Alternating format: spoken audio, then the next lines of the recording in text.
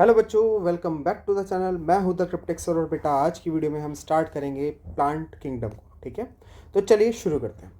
देखो बेटा, जब आप किंगडम प्लांटी की बात कर रहे हो तो आपको यहाँ पे पढ़ना है algae, bryophyta, pteridophyta, gymnosperms and angiosperms. ठीक है, लेकिन इसको स्टार्ट करने से पहले कुछ टर्म से रूबरू हो जाते हैं। जैसे कि सबसे पहला टर्म होता है थैलोफाइटा। ऐसे प्लांट्स जो कि डिफ्रेंशिएटेड नहीं होते, मतलब वहाँ रूट, स्टेम और लीव डिफ्रेंशिएट नहीं कर पाते आप। ठीक है, कौन कौन से प्लांट्स है बेटा? Algae, bryophytes and pteridophytes. दूसरा जो टर्म आता है बेटा उसका नाम है बेटा कॉर्मोफाइटा। कॉर्मोफाइटा ऐसे प्लांट्स हैं जो डिफ्रेंशिएटेड होते हैं, मतलब रूट क्या है, स्टेम क्या है और लीफ क्या है ये आप बहुत आराम से पता लगा पाओगे। और इसमें आते हैं बेटा जिम्नोस्पर्म्स एंड एंजियोस्पर्म्स। इसके बाद बेटा नेक्स्ट आते हैं प्लांट्स जिसको आप बोलते हो एट्रैक्योफाइट्स। एट्रैक्योफाइट्स वो प्लांट्स हैं जहाँ वेस्कुलर टिश्यूज नहीं होती, और इसमें आपको देखने को मिलेगा एल्गी एंड ब्रायोफाइट्स।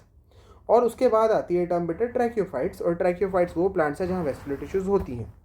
इसमें आते हैं टेरिडोफाइटा, जिम्नोस्पर्म्स एंड एंजियोस्पर्म्स के मेंबर्स। ठीक है, इसके बाद बारी आती है बेटा क्रिप्टोगैम्स की। क्रिप्टोगैम्स वो प्लांट जहाँ पे सेक्स ऑर्गन छुपे हुए होते हैं, हिडन होते हैं, या फिर आप ये बोल सकते हो यहाँ पे सीड फॉर्मेशन नहीं होता, नो सीड फॉर्मेशन, सीड नहीं बनता यहाँ पर इन प्लांट्स में। ठीक है, और कौन कौन से प्लांट्स हैं जहाँ सीड नहीं बनता है? तो बेटा एक एल्गी आ गया, ब्रायोफाइटा आ गया एंड टेरिडोफाइट्स आ गया। इसके बाद जो नेक्स्ट कैटेगरी आती है उनको आप बोलते हो बेटा फेनोरोगैम्स। फेनोरोगैम्स में सेक्स ऑर्गन्स एक्सपोज्ड होते हैं, या फिर आप ये बोल सकते हैं यहाँ पे सीड बनता है, सीड फॉर्मेशन होता है। ठीक है, सीड बनेगा यहाँ पर।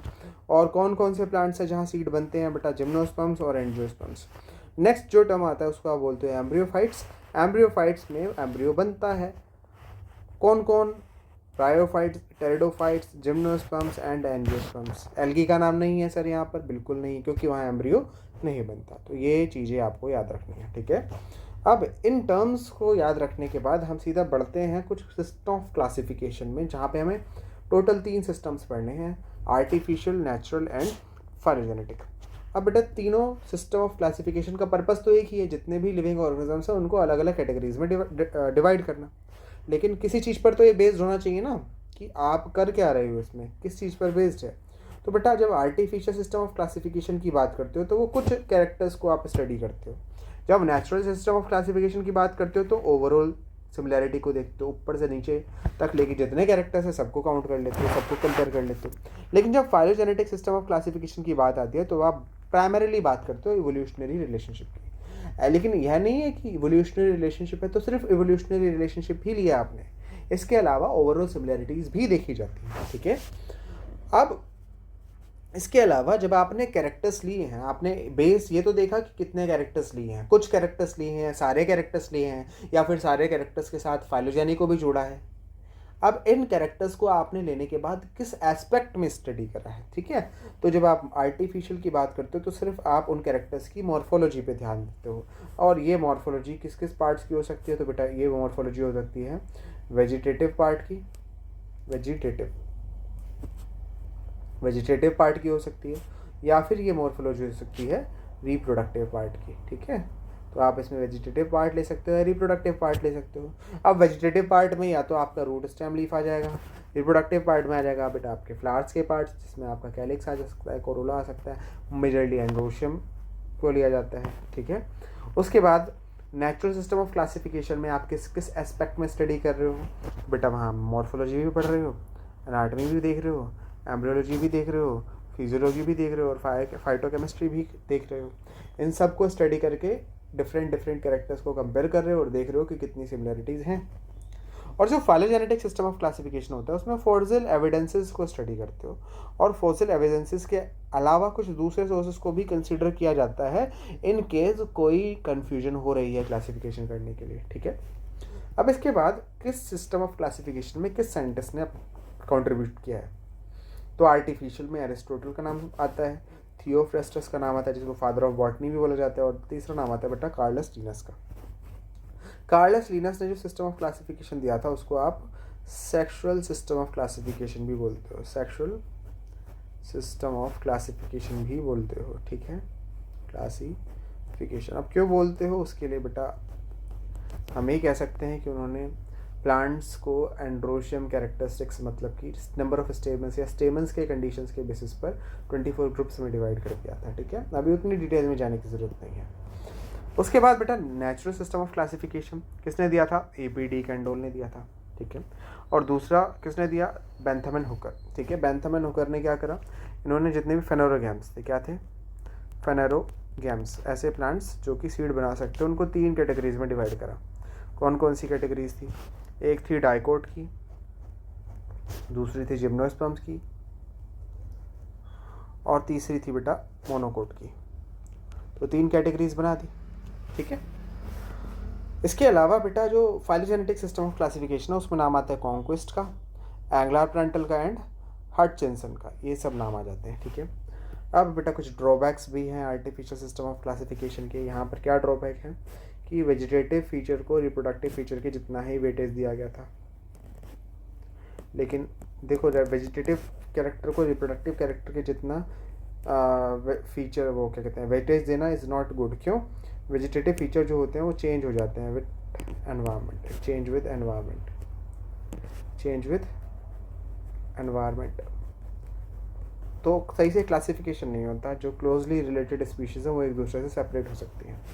दूसरा जो रिप्रोडक्टिव फीचर्स होते हैं बेटा वो चेंज नहीं होते, तो उसको ज़्यादा अगर तवज्जो दे दी जाती है, उसको थोड़ा ज़्यादा वेटेज दिया जाता, तो एक्यूरेसी के चांसेस बढ़ जाते हैं क्लासिफिकेशन करते समय।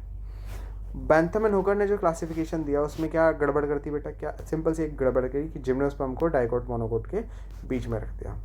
तो gymno were placed between, it was placed between dicot and monocot, dicot and monocot के बीच में रख दिया, जो कि नहीं होना चाहिए था। जिम्नोस्पर्म पहले आना चाहिए था, उसके बाद डाइकोट आना चाहिए था, ठीक है।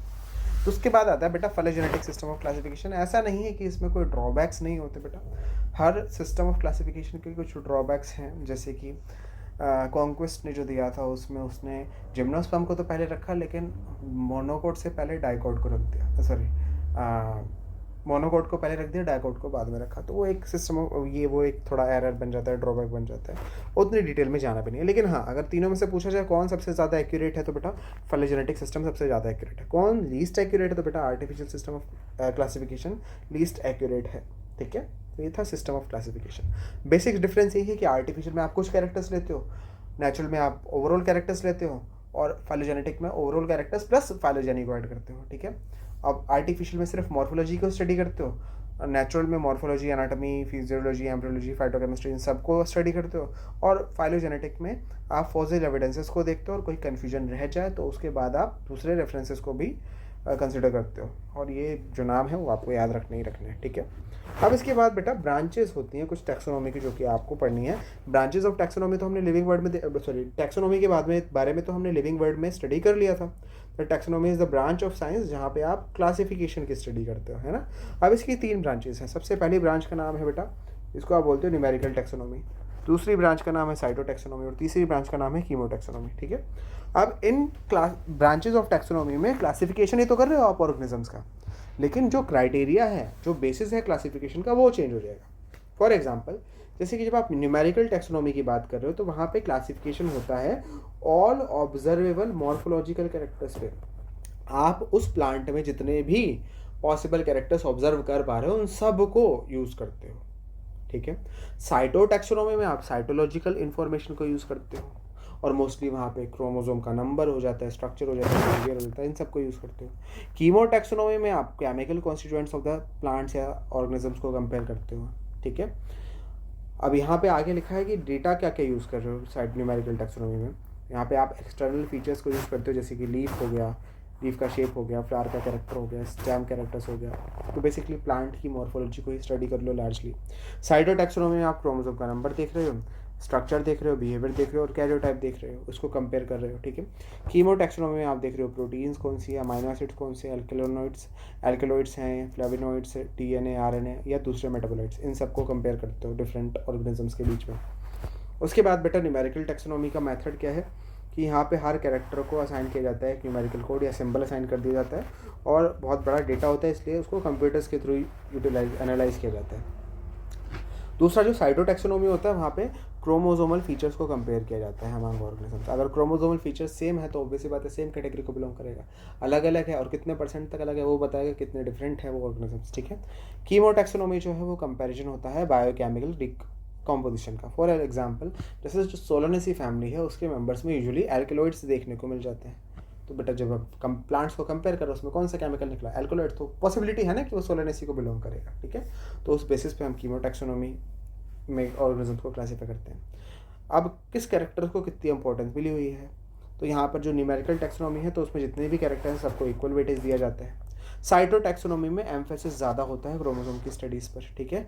लेकिन कीमोटैक्सोनॉमी में एम्फेसिस होता है केमिकल सिमिलरिटीज़ एंड डिफरेंसेस पर। बेसिकली कीमोटैक्सोनॉमी नाम ही पड़ा ना, क्योंकि आप वहाँ पे chemical constituents of the cell को कंपेयर कर रहे हो, तो वहाँ पे ज़्यादा फोकस किस पे होगा, केमिकल कॉन्स्टिट्यूएंट्स पे। साइटोटैक्सोनॉमी का नाम इसलिए पड़ा क्योंकि वहाँ पे साइटोलॉजिकल इन्फॉर्मेशन को आप यूज़ कर रहे हो। जो कैरियोटैक्सोनॉमी है उसको यूज़ कर रहे हो, मतलब बेसिकली जो न्यूक्लियस के अंदर क्रोमोसोम्स है उसके स्ट्रक्चर बिहेवियर को यूज़ कर रहे हो, तो वहाँ पे एम्फेसिस ऑब्वियस सी बात है ज़्यादा क्रोमोसोम की स्टडीज़ पर होगा, ठीक है। तो ये था बेटा आपका डिफरेंट ब्रांचेज ऑफ टैक्सोनॉमी जो कि आपको याद रखनी है ऊपर से। नेक्स्ट आता है बेटा मेन प्लांट बॉडी का कॉन्सेप्ट, कि मेन प्लांट बॉडी होती क्या है, ठीक है। अब बेटा देखो वो बॉडी, वो प्लांट का वो फेज़ जो कि इंडिपेंडेंट है पहली चीज़ तो, और डोमिनेंट फेज़ है प्लांट की लाइफ साइकिल में, उसी को आप बोल सकते हो क्या, मेन प्लांट बॉडी। डोमिनेंट रहना चाहिए, ज़्यादा समय तक के लिए दिखना चाहिए, और दूसरा इंडिपेंडेंट होना चाहिए, उसको आप मेन प्लांट बॉडी बोल देते हो। ये कुछ क्राइटेरियाज हैं, ठीक है। अब ये जो मेन प्लांट बॉडी है वो दो तरीके की हो सकती है, या तो स्पोरोफिटिक होगी या फिर गैमेटोफिटिक होगी। अब स्पोरोफाइट है या गैमेटोफाइट है उसमें डिफरेंस क्या है, तो बेटा देखो एक तरफ गैमेटोफाइट लिया है दूसरी तरफ स्पोरोफाइट लिया है। हमेशा याद रखना गैमेटोफाइट हमेशा हैप्लोइड होगा, गैमेटोफाइट हमेशा गैमेट्स बनाएगा, और कैसे गैमेट्स बनाएगा, माइटोसिस में जाकर, ठीक है, माइटोसिस करके। क्योंकि आपको जानते हो बेटा हैप्लोइड सेल में कभी भी मियोसिस तो नहीं हो सकता, हमेशा क्या होगा, माइटोसिस ही होगा। दूसरी तरफ है स्पोरोफाइट। स्पोरोफाइट कैसा है बेटा, डिप्लॉइड है, वो हमेशा मियोसिस करेगा और क्या बनाएगा, स्पोर्स बनाएगा, ठीक है। तो ये चीज़ें हैं थोड़ी सी जो आपको याद रखनी है। इसके अलावा कौन से डिवीजन में कौन सी मेन प्लांट बॉडी होती है, तो फॉर एग्जांपल यहाँ पे हमने दिखा रखा है कि डिवीजन के नाम है algae, bryophyta, pteridophyta, gymnosperm, angiosperm. Algae में main plant body gametophyte, bryophyta में गैमेटोफाइट, टेरिडोफाइटा से लेकर आगे तक में सब में क्या है बेटा, स्पोरोफाइट मेन प्लांट बॉडी की तरह काम करती है, ठीक है। तो ये इन्फॉर्मेशन आप याद रखेंगे जो कि आगे आने वाले लेक्चर्स के लिए इंपॉर्टेंट है, आगे आने वाले लेक्चर्स में यूज़ होने वाली है, ठीक है बेटा। तो बेटा इस वीडियो के लिए तो इतना ही। आई होप आपको ये वीडियो पसंद आया होगा, आपको ये वीडियो समझ में आया होगा। अगर समझ में आया है, पसंद आया है, तो बेटा इस वीडियो को लाइक करना, चैनल को सब्सक्राइब करना और अपने दोस्तों के साथ शेयर कर देना, ठीक है। मिलते हैं आपसे अगली वीडियो में, तब तक के लिए बेटा हंसते रहिए, पढ़ते रहिए, मुस्कुराते रहिए। Thank you, bye bye.